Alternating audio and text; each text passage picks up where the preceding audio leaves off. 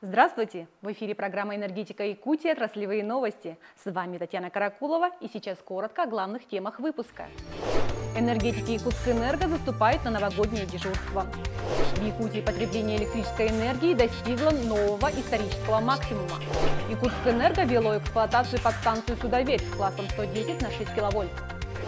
Энергетики Якутскэнерго заступают на новогоднее дежурство. Для специалистов предстоящие длинные выходные – это один из самых напряженных периодов.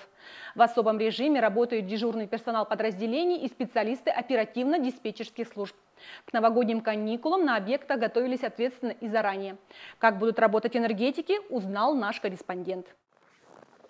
Когда, кажется, весь мир находится в праздничной суете, энергетики на своих рабочих местах. А само приближение Нового года подсказывают лишь приборы, фиксирующие нагрузку. Как правило, в эти часы энергопотребление растет. Электростанция на период праздников полностью готова к несению пиковых нагрузок электрических и тепловых. Со стороны оперативного персонала достигнута полная комплектация, все аварийно-восстановительные работы и ремонтные работы завершены в срок.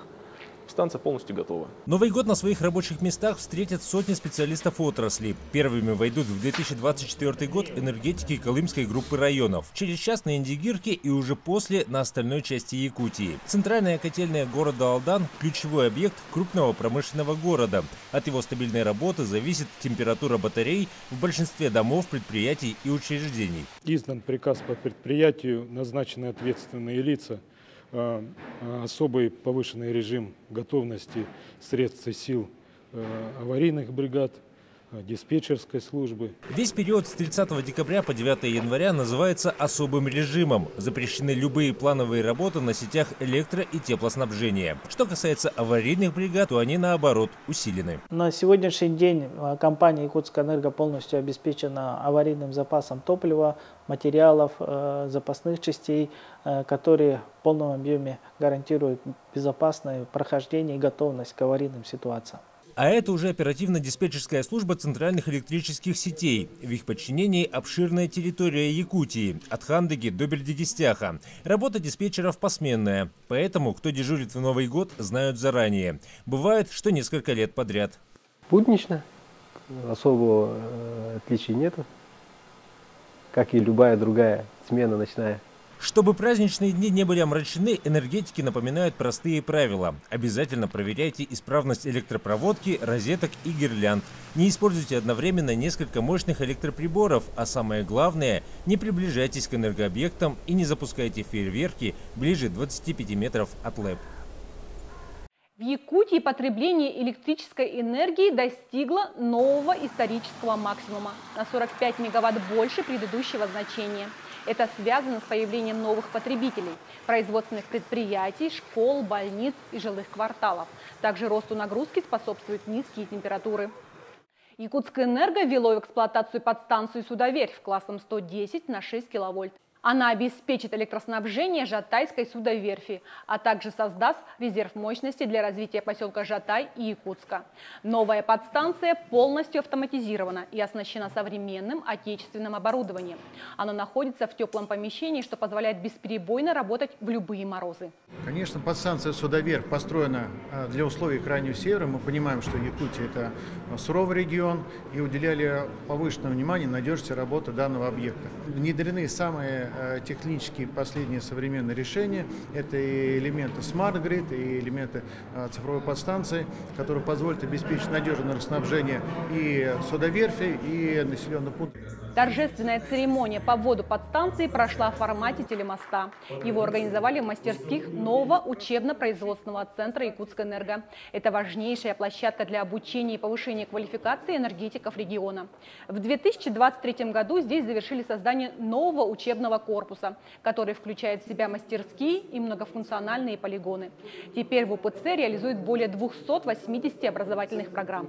Я уверен, что новый замечательный учебно-производственный центр энергетики, который сейчас завершен и уже полностью начинает эксплуатироваться, конечно же, будет использоваться и другими промышленными предприятиями республики.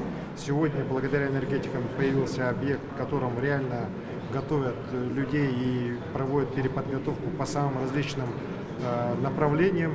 связанных с жизнедеятельностью, промышленной эксплуатацией энергетических и коммунальных систем на Крайнем Севере.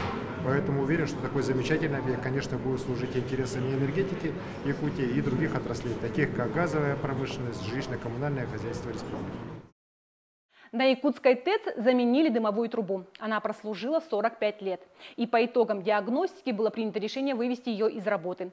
Процесс замены оказался непростым. В Якутске не нашлось автокрана с длинной стрелой, поэтому было принято решение использовать башенный кран. Трубу разбирали и собирали по секциям диаметром более 3 метров. Всего на Якутской ТЭЦ 7 дымовых труб. В следующем году планируется заменить еще одну. Такие работы проводятся впервые за 86 лет истории станции на действующих котлах.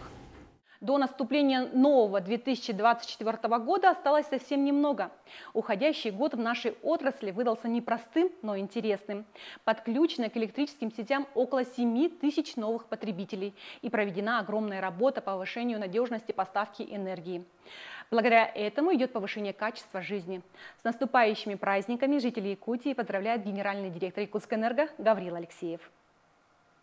Уважаемые якутяне, дорогие коллеги, от имени многотысячного коллектива энергетиков примите наши сердечные поздравления с наступающим Новым годом и Рождеством Христовым.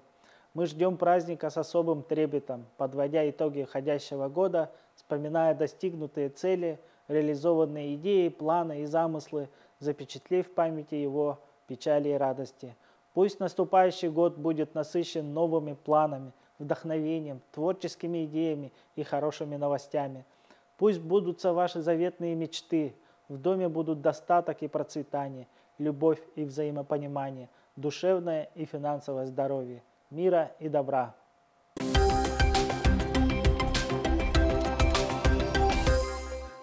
В канун Нового года детей-энергетиков непременно навещает Дед Мороз и Снегурочка. Их сопровождает символ наступающего года. В этот раз им компанию составил дракон. Чтобы посетить всех ребятишек, уходит не один день. В этот раз вместе со сказочными персонажами в гостях побывала и наша съемочная группа. Пополнив запасы мандаринов, символ наступающего года дракон присоединяется к своим попутчикам – Деду Морозу и Снегурочке. Сегодня им предстоит посетить длинный список адресов. Кто елочку украшал? Мы. Все вместе? Все вместе? Все дружно? Ты помогал? Здорово-то, семья какая хорошая-то. В семье Василия Селяхова к встрече сказочных персонажей подготовились основательно. Выучили песни и стихи. И, конечно, Новый год! Хочу поблагодарить наших коллег, которые устраивают эту акцию. Она очень полезна для наших детей и очень приятна для их родителей. А в Якутскэнерго этой традиции уже около 10 лет. Праздничную акцию организуют члены профсоюзной организации. Сотрудники компании надевают костюмы и поздравляют детей своих коллег. Дмитрий Вакуленко первый раз вышел на публику в костюме свиньи. Был еще крысой, быком, тигром и кроликом. Сейчас он в образе дракона. Костюм берем на заказ. Уже налажено все 6-й год подряд. Очень ответственно дарить детям сказку, счастье, радость, на их улыбки смотреть. Хоть и их не сильно видно. Большой стаж у Снегурочки и Деда Мороза. Они заранее продумывают программу общения с детьми. Из года в год меняют конкурсы. А ведь праздничный маршрут практически всегда один и тот же. Эмоции, положительные эмоции детей. Не первый год ездим, очень много адресов одних и тех же, очень много детей одних и тех же, мы видим, как они растут. Интересно с ними поговорить, узнать, как у них там прошел год, ждали они, нет, видеть эти улыбки снова. Детские улыбки как награда за такую внеурочную работу. Они позволяют самим испытать настоящие праздничные эмоции. Обычно такое путешествие по городу продолжается несколько дней. Все для того, чтобы подарить каждому ребенку новогоднее чудо. На сегодня у меня все новости. С наступающими новогодними праздниками. Тепла и света в ваших домах. Будьте счастливы и до встречи в новом 2024 году.